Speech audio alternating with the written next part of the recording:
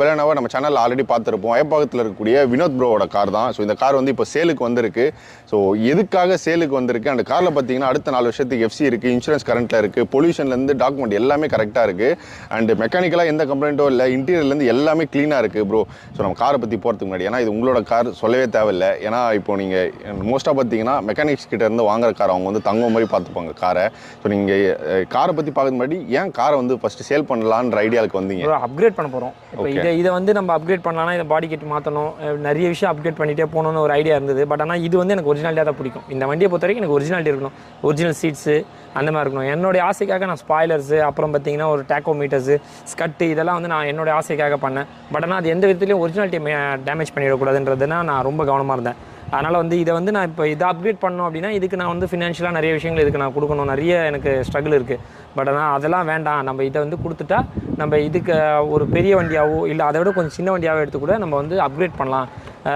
ஒரு modification gen, அதாவது நம்ம ARK ப்ரோவோட ஜென்னு பார்த்த பிறகு நிறைய விஷயம் பழைய மாதிரி திருப்பி நம்ம எதனா அப்கிரேட் பண்ணி பார்க்கலாம், ஃபுல் பாடி கிட் பண்ணி அந்த மாதிரிலாம் பண்ணி பார்க்கணும் ஒரு ஐடியா வந்தது. அதனால் இதை அதில் பண்ண வேண்டாம் அப்படின்னு ஒரு விஷயம். இதை வச்சுக்கிட்டும் நம்ம இன்னொரு வண்டி எடுத்து பண்ணுற அளவுக்கு நமக்கு ஃபினான்ஷியல் அந்தளவுக்கு இல்லை, டைட்டாக இருக்கிறதுனால இதை கொடுத்துட்டு நம்ம பண்ணுறோம், வேறு எதில். ஓகே ப்ரோ, நம்ம இந்த காரை பற்றி ஃபுல்லாகவே ஏற்கனவே பார்த்துருக்கோம். ஸோ இருந்தாலும் இப்போ நம்ம சேலுக்கு எடுத்துகிட்டு வந்தனால இன்னொரு வாட்டி பார்த்துருவோம். ஸோ நம்ம காரில் என்னென்னலாம் இருக்குன்றதை பார்க்கறதுக்கு முன்னாடி எந்த வருஷம் மாடலு, FC எப்போ வரைக்கும் கரண்ட்டில் இருக்காது? 2005ங்க. Okay, second owner. இன்சூரன்ஸ் வந்து நெக்ஸ்ட் ஆகஸ்ட் வரைக்கும் கரண்ட்டில் இருக்குது. ஓகே, FC பார்த்தீங்கன்னா 2027 வரைக்கும் கரண்ட்டில் இருக்குது. வண்டியில் வந்து பொல்யூஷன் சர்டிஃபிகேட் வந்து வர வாரம் வந்து முடிஞ்சிடும். அதாவது கம்மிங் வீக்கில் இதுவாகிடும். 6 மந்த்ஸ்க்கு ஒன்ஸ் தான் நாங்கள் பொல்யூஷன் சர்டிஃபிகேட் போட்டிருக்கு, அது முடிஞ்சிடும். மற்றபடி எல்லாமே கரண்ட்டில் இருக்குது. வண்டி வந்து லீகலைஸாக, அதாவது வந்து வண்டியில் கரண்ட் சுச்சுவேஷனில் எல்லாமே தெளிவாக இருக்குது, எந்த ப்ராப்ளமும் இல்லை. வண்டியில் அப்கிரேட் பண்ண விஷயம் பார்த்திங்கன்னா இந்த அலாய் வீல் தான். 16 இன்ச் அலாய் வீலு, வேண்டா டயர்ஸ் போட்டிருக்கு. வண்டி வந்து டயர்ஸ்லாம் வந்து பார்த்தீங்கன்னா 90% வந்து டயர் வந்து கண்டிஷன் தெளிவாக இருக்கும். நீங்கள் கிட்ட வந்து பார்த்தீங்கன்னாலே தெரியும். இந்த டயர் அலாய் மட்டும் வாங்கணும் எவ்வளோ ஆகும்? எப்படி இருந்தாலும் ஒரு 60 ரூபா கிட்ட வந்துருவாங்க. இந்த அலாய் மாடலு, இந்த டயர்ஸ் எப்படி இருந்தாலும் ஒரு 60 ரூபா. ஏன்னா டயர் மட்டுமே நாங்கள் 28,000 ரூபாய்க்கு போட்டோங்க டயர், 4 டயர் சேர்த்து. ஏன்னா 16 இன்ச்சு 195 டயர்ஸு, 55 R16 இது வந்து நம்ம போட்ட டயருங்க. டயர் ஸ்டெப்னி வந்து அலாய்ஸா இல்ல ரிமா ப்ரோ? இல்ல ஸ்டெப்னி ரிம் தாங்க. 4 அலாய் இருக்குங்க. பவர் மிரர்ஸ் இருக்கு, power window, 4 window power window. அப்புறம் பாத்தீங்கன்னா ஒரு அப்படி இன்டீரியர் காமிச்சலாங்க. வண்டியில பாத்தீங்கன்னா நம்ம அப்போ நம்ம ரெஸ்ட்ரேஷனுக்காக கம்ப்ளீட்டாக பண்ணியிருந்தப்போ எப்படி இருந்ததோ அதே கண்டிஷன் தான். வண்டியில் எந்த மாற்றமும் இல்லை. ஒரு MP3 பிளே செட்டு ஒன்று இருக்குது, ஒரு டேக்கோ மீட்டர்ஸ் இருக்குது, சீட் கவர்ஸ் கம்ப்ளீட்டாக நம்ம வந்து புதுசு போட்டிருந்தோம், அதுவும் இருக்குது. ஃப்ளோர் மேட்ஸ்லாம் கம்ப்ளீட்டாக நல்லா புதுசாக அதே கண்டிஷனில் அப்படியே இருக்குது. ஏன்னா இது ரெகுலராக நான் மட்டும் தான் யூஸ் பண்ணிகிட்ருக்கேன், ரெகுலராக நானே யூஸ் பண்ணிகிட்ருக்கேன்றனால இந்த வண்டியில் வந்து இன்டீரியலாக இருக்கட்டும் எக்ஸ்டீரியலாக இருக்கட்டும் நான் பார்த்து வச்சுப்பேன். கண்டிப்பாக சிட்டிக்குள்ளே ஓட்டுறோம், சின்ன ஸ்க்ராச்சஸ்லாம் கண்டிப்பாக இருக்கும், அதெல்லாம் இல்லாமல் இருக்காதுங்க. அது இல்லாமல் வண்டியில் பார்த்திங்கன்னா அலாய்ஸுக்கு உள்ளே பார்த்தீங்கன்னா எல்லோ கலரில் ட்ரம்மும் கேலிபர்ஸும் வந்து நம்ம பெயிண்ட் பண்ணியிருக்கிறோம். ஒரு ஃப்ளாட் சப்வூஃபர் வச்சுருந்தேன், பட் ஆனால் அது ஃப்ளாட் சப்வூஃபர் வந்து ரீசெண்ட்லி ஃப்ளாட் சப்வூஃபர் வேலை செய்யலை, அதை தூக்கி போட்டாச்சுங்க. ஸ்பாய்லர்ஸ் இருக்குங்க. ஸ்கட்டு நம்மளே மெட்டலில் செஞ்ச ஸ்கட்டு. இந்த ஸ்கட் வந்து கம்ப்ளீட்டாக நம்ம மெட்டலில் செஞ்சு போட்டோம், நம்ம கையாலேயே செஞ்சு போட்ட ஸ்கர்ட்டு. வண்டி ஓவராலாக வண்டி வந்து ஒரு ஒரிஜினாலிட்டியில் ஒரு சின்ன அப்கிரேட் பண்ண வேறு இருக்கும், வேறு எதுவுமே இந்த வண்டி வந்து பார்க்குறதுக்கு ஃபுல்லாக ஒரிஜினாலிட்டியாக தான் இருக்குது. நீங்கள் அலாய்ஸ் மட்டும் அப்கிரேட் பண்ணாங்க. ஸ்பாய்லர் வந்து வராதுல்ல ப்ரோ கார்ல? ஸ்பாய்லர் வராதுங்க. அதாவது ஒரிஜினல் ஸ்பாய்லர் இருக்குது, ஒரிஜினல் வண்டிக்கே வர ஒரிஜினல் ஸ்பாய்லர் இருக்குது. 1.6 பார்த்தீங்கன்னா ஸ்போர்ட்ஸ் எடிஷன் ஸ்பாய்லர் ஒன்று வரும், அது இதில் இல்லை. ஓகே, அதனால் வந்து நம்ம வந்து ஒரு ஸ்பாய்லர் போடணும்னு ஆசை, பட் ஆனால் ரொம்ப ஃப்ளாட்டாக போட வேணாம், கொஞ்சம் ஹைட் பண்ணி போடலாம்னு சொல்லி இந்த ஸ்பாய்லர் போட்டோம். ஓகே, ஸ்டார்ட் பண்ணி இது இன்ஜின் ரூம் காட்டிடலாம் ப்ரோ. கண்டிப்பாக இன்ஜின் ரூம் நீட்டாக இருக்கும்.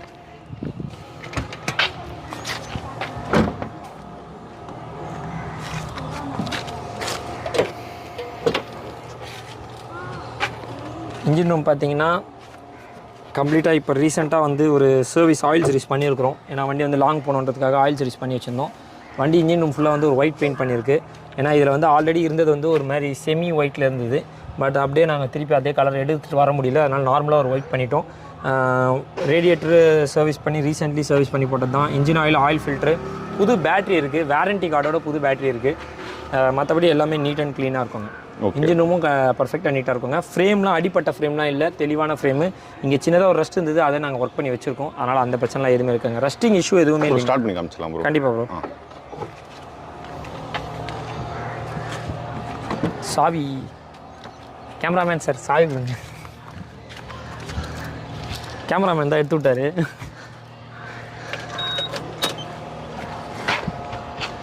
இப்போ அந்த டேக்கோமீட்டர்லாம் ஒர்க்கிங் தானே ப்ரோ? Complete working bro. எல்லா லைட்டும் அதாவது மல்டியா கலர்ஸும் எரியும் டேக்கோமீட்டர்ஸில். நம்ம ஆல்ரெடி இந்த டேக்கோமீட்டர் நீங்கள் வந்து ப்ரோ அப்படியே காமிச்சிருங்க. டேக்கோமீட்டர்ஸில் இப்போ வந்து பர்பிள் கலர் லைட் எரிஞ்சிட்டு இருக்கு. அது நம்ம என்ன கலர் வேணுமோ அந்த கலர் மாற்றிக்கலாம். லைட்டே வேண்டாம்னாலும் லைட் ஆஃப் பண்ணிக்கலாம். நீங்கள் மல்டியா கலர் யூஸ் பண்ணிக்கலாம். ஒரு 6 கலரும் என்னவோ எரியும்னு நினைக்கிறேன். டேக்கோமீட்டர்ஸ் ஒர்க்கிங்கில் தான் இருக்குது. ஓகே ஓகே, அது ஒர்க் பண்ணி காட்டிடுறேன் பாருங்கள். இப்போ வண்டியோடைய ஆர்பிஎம் பார்த்தீங்கன்னா 1000க்கு கீழே, அதாவது வந்து 900 to 800 அந்த ரேஞ்சில் இருக்கும். இன்ஜின் நாய்ஸ் வந்து வெளியே போய் கேட்டு பாருங்கள், நல்லா கிளாரிட்டியாக இருக்கும்.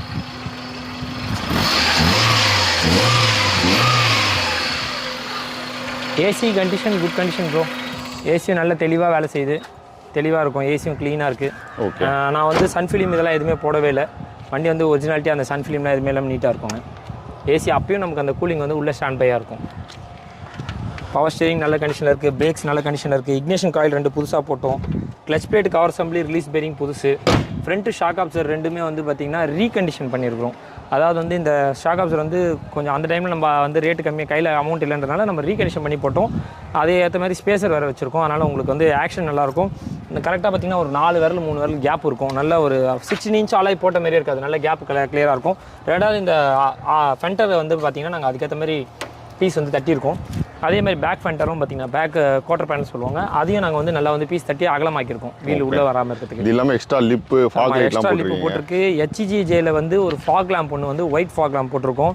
அதை வந்து நம்ம வந்து ஒரு ஃபில்டர் போட்டால் எல்லோவாக மாறிடும். அந்த மாதிரி ஒரு ஃபாக் லேம்ப் போட்டிருக்கோம். டிஆர்எல்லாம் போட்டிருக்கோம். டிஆர்எல் போட்டிருக்கோங்க. டிஆர்எல்லாம் போட்டு ப்ரோ வந்து 9 months முன்னாடி தானே ரெஸ்டோர் பண்ணோம். ரெஸ்டோர் பண்ணும்போது எவ்வளோ ஆச்சு? நீங்கள் எவ்வளோக்கு கார் வாங்குனீங்க? என்ன ரெஸ்டோர் பண்ணும்போது எவ்வளோ பட்ஜெட் ஆச்சு? ஸோ பேப்பர் ஒர்க்கு அதை பற்றி சொல்லி. ஆக்சுவலாக வண்டி வந்து நம்ம ஒரு 90 to 95,000 கிட்ட வண்டி வந்து பர்ச்சேஸ் பண்ணியிருந்தோம்.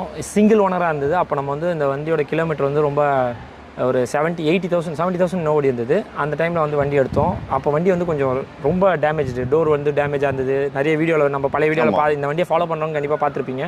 இந்த டோர் டோட்டலாக டேமேஜ், இந்த டோர் கண்டமாக இருந்தது. 4 டயர் சுத்தமாக கண்டோம். 4 சஸ்பென்ஷன் காலி, கிளச்சு காலி, டைமிங் பெல்ட் மாற்றல, இன்ஜின் ஆயில் லீக்கேஜ் இருந்தது. நிறைய இஷ்யூஸ் இருந்தது. அதெல்லாம் மீறி நாங்கள் வந்து இந்த வண்டி எடுத்தது அந்த ரேட்டுக்கு தான் அதை எடுத்தோம் அந்த டைமில். ப்ளஸ் அதுக்கப்புறம் 1.5 லட்ச ரூபா நம்ம இதுக்கு செலவு பண்ணியிருக்கோம். 1.50, அதாவது 1,50,000 வந்து இதுக்கு செலவு பண்ணோம். 4 பிராண்ட் நியூ டயர் போட்டோம். 4 டயர் போட்டோம். அதுவே 28,000 ரூபாய் 4 டயர். அதுக்கப்புறம் வந்து சஸ்பென்ஷன் பண்ணோம், ஆயில் சர்வீஸ் பண்ணோம், டைமிங் பெல்ட் மாற்றணும், கிளச் பிளேட் மாற்றணும், பேக் வீல் பேரிங் மாற்றணும், பிரேக் ஷூ அப்படின்னு நிறைய ஹிஸ்ட்ரி போயிட்டே இருந்தது. அது இல்லாமல் floor mat, seat covers, set, tachometers, இப்போ ஸ்பாய்லர்ஸு அப்படின்னு நிறைய விஷயம் பண்ணோம். அது இல்லாமல் பேப்பர் ஒர்க் வந்து ஒரு 38,000 கிட்ட ஆச்சு. வண்டியில் வந்து எஃப்சி வந்து நாங்கள் எடுக்கிறப்போ 2 இயர்ஸோ 1.5 இயர்ஸோ என்னவோ கரண்ட்டில் இல்லாமல் இருந்தது. அதெல்லாம் நாங்கள் வந்து அந்த ஃபைன் எல்லாம் கட்டி, அந்த பெனால்ட்டிலாம் கட்டி தான் அந்த வண்டியை வந்து முடித்தோம். டோட்டலாக ஆல்மோஸ்ட் நீங்கள் சொன்ன மாதிரி ஒரு 1.5 லட்சம், ஒரு 90,000 ப்ளஸ் வந்து ஒரு 40,000, 2,80,000 கிட்ட, கிட்டத்தட்ட ஒரு 3 லட்ச ரூபா கிட்ட செலவு பண்ணியிருக்கோங்க. வண்டி எடுத்தது ஆனால் 95,000. ஸோ இப்போ எவ்வளோ மார்க்கெட்டில் வந்து எவ்வளோ போகுது, நீங்கள் எவ்வளோ சொல்ல போகிறீங்க? ஏன்னா இப்போது இந்த வீடியோ பார்க்குறவங்க 2 ப்ரோ. ஸோ ஒரு பார்த்தீங்கன்னா கார் வந்து கண்டிப்பாக பெலனோ கார் வாங்கணும். இந்த செடன் டைப்பு கண்டிப்பாக பெர்ஃபார்மன்ஸ் எல்லாருக்குமே தெரியும். ஒன்று 1.6 லிட்டர் இருந்தாலும் அவ்வளோ ஸ்மூத்தாக இருக்கும், பிக்கப் நல்லாயிருக்கும். நீங்கள் காரில் உட்காந்தாலே நம்ம டவுனில் உட்காந்து ஏதோ ஒரு லக்ஸரி கார் ஓட்டுற மாதிரி கண்டிப்பாக லக்ஸரி தாங்க. உங்களுக்கு வந்து பின்னாடி என்னைக்கு ஆம்ரெஸ்ட் வருதோ, பேக் சீட்டுக்கு என்னைக்கு ஆம்ரெஸ்ட் வருதோ அதெல்லாம் லக்ஸரி வெஹிக்கிள் தான். அதனால தான் அதில் 4 பேர் மட்டும் தான் இதில் போக முடியும். அதாவது இதோட டிசைனே அதான், லக்ஸரி வண்டி தான் இது. ஆம்ரெஸ்ட் என்னைக்கு வருது, உங்களுக்கு டிரைவருக்கு என்னைக்கு ஆம்ரெஸ்ட் வருதோ அது 95% வந்து அது வந்து உங்களுக்கு ஒரு லக்ஸரி வெஹிக்கிள் தான், உங்களுக்கு அது கணக்கு வரும். அதனால் இது ஒரு லக்ஸரி வெஹிக்கிள் தான் உங்களுக்கு.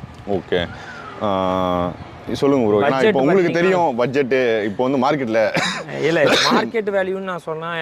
அதாவது எனக்கான வேல்யூ நான் சொல்கிறேன். மார்க்கெட் வேல்யூ எப்படி இருக்கும்னு, மார்க்கெட் வந்து ஃப்ளக்சுவேஷன் ஆகிட்டே இருக்கும், மேலே போகும் கீழே வரும். திடீர்னு பலினோக்கு வந்து ஒரு 4 லட்ச ரூபா கொடுத்து கூட எடுக்கிறதுக்கு ஆல்ரெடியாக இருப்பாங்க. ஆனால் 2 லட்சம் கொடுத்து கூட எடுக்கிறதுக்கு ரெடியாக இருக்க மாட்டாங்க. ஒரு சில நேரத்தில் 1 லட்ச ரூபாய் கூட கேட்க மாட்டாங்க. அதெல்லாம் வந்து மார்க்கெட் வேல்யூ ஃப்ளக்சுவேஷன் ஆகிட்டே இருக்கும். பட் ஆனால் நான் செலவு பண்ணது, நான் யூஸ் பண்ணது எல்லாம் கணக்கு பண்ணால் கூட நான் வந்து ஒரு 2.7 வந்து என்னோடய பிளான் இருந்தது.